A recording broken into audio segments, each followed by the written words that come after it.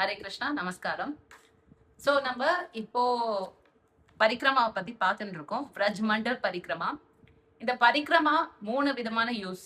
என்ன அப்படின்னா, இதுக்கு முன்னாடி ஆல்ரெடி பண்ணவாளுக்கு இது ஒரு ஜஸ்ட் ஒரு ரிவிஷன். ஓகே, அந்த collecting the places where they have already gone, முன்னாடி பார்த்த பிளேசஸ் எல்லாம் அவளுக்கு ஞாபகப்படுத்துறதுக்கு.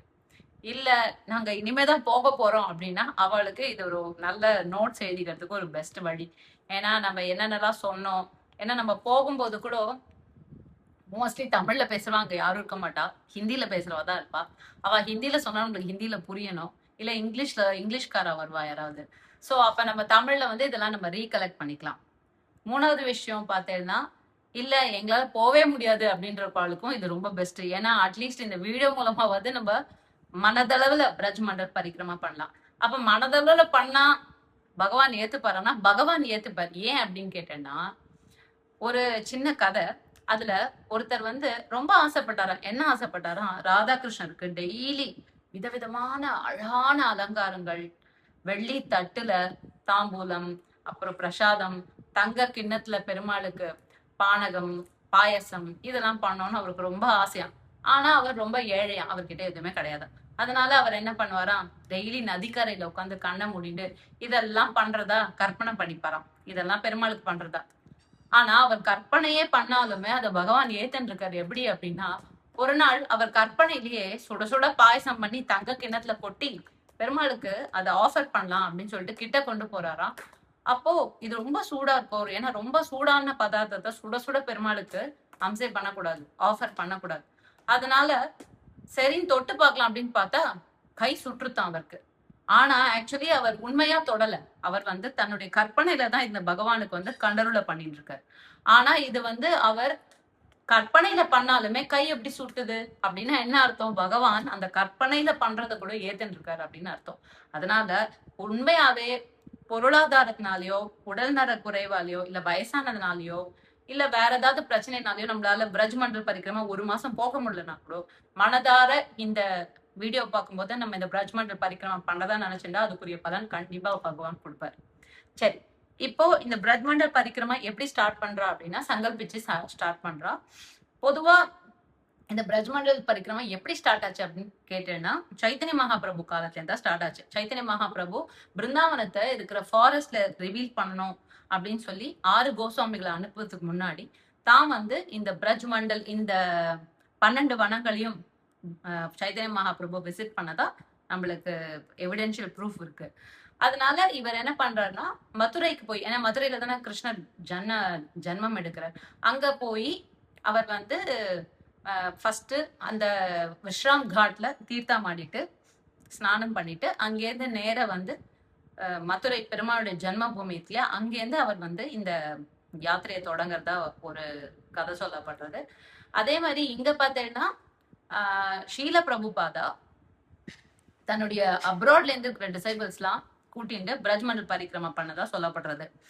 ஷீல பிரபுபாதா தன்னுடைய கடைசி காலத்துல பகவான் பரமபதிக்கும் போது அவர் என்ன பண்றார், ரொம்ப ஆசைப்படுறார் கோவர்தன் பரிக்கிரமா பண்ணணும்னு சொல்லிட்டு. பட் கோவர்தன் பரிக்கிரமா பண்ற அளவுக்கு அவர்ல உடல்ல தெம்பு இல்லாததுனால அவருடைய முக்கியமான சிஷ்யர்கள் வந்து அதை தடுக்கிறா. இல்ல, ஷீல பிரபுபாதாக்கு உடல்நிலை கொஞ்சம் கூட சரியில்லை, இப்ப கோவர்தன் பரிக்கிரமா பண்ற லெவலுக்கு எல்லாம் உடல் இல்லை அப்படின்னு சொல்லும் போது அவர் வந்து பரம்பதிச்சிடுறார், பகவானை அடைஞ்சிடுறார்.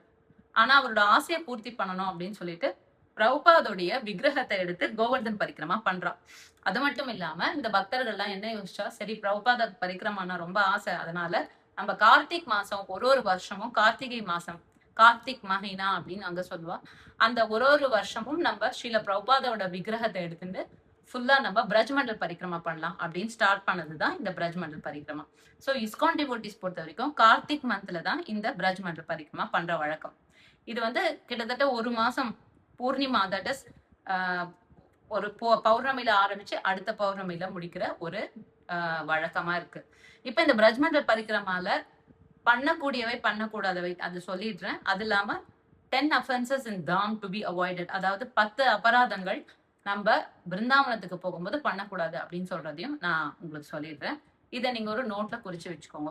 நீங்க மோஸ்ட் ஆஃப் த டைம்ஸ் என்னோட வீடியோ பார்க்கும்போது ஒரே டைரியை மெயின்டைன் பண்ணுங்க. அந்த டைரியில எல்லா இன்ஃபர்மேஷன்ஸும் எழுதிட்டேன்னா நீங்க அங்க போகும்போது அந்த இன்ஃபர்மேஷன்ஸ்லாம் நீங்க கலெக்ட் பண்ணிக்கலாம். இல்ல அதுக்கு சம்பந்தமான வீடியோ பார்த்துட்டு நீங்க போனீங்கன்னா நல்ல தரிசனம் பண்ணலாம். பிகாஸ் என்னுடைய ஃப்ரெண்ட்ஸ் அண்ட் ரிலேட்டிவ்ஸே சில பேர் வந்து பிருந்தாவனத்துல எங்க சேவிக்கணும், என்ன பண்ணணும் அப்படின்னு கேட்கும்போது மொத்த இன்ஃபர்மேஷனும் ஒரே டைம்ல அட் அ டைம்ல கொடுக்க முடியாது.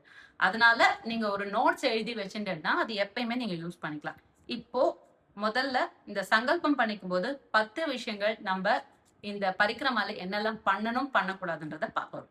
ஸோ இப்போ இந்த பரிக்கிரமா பண்ணும்போது அதுல என்ன பண்ணக்கூடியது பண்ணக்கூடாதது அப்படின்றத பார்க்கலாம். இதோட கைட்லைன்ஸ் என்ன அப்படின்னு பார்த்தேன்னா, முதலாவது இந்த கோவில்களுக்கு போகும்போது அங்க இருக்கிற மூர்த்திகளையும் பசுமாடுகளையும் வைணவர்களையும் பிராமணர்களையும் அங்க இருக்கிற லோக்கல் ரெசிடென்ட்ஸ் சொல்லுவோம் இல்லையா, அங்க இருக்கிற மக்களும் அங்க இருக்கிற செடிகள் கொடிகள் அங்க இருக்கிற குண்டங்கள்னா குளங்கள், அசையும் அசையாத உயிரினங்கள் எல்லாத்தையுமே நம்ம கண்டிப்பா ரொம்ப மரியாதைக்குரியதா தான் நடத்தணும்.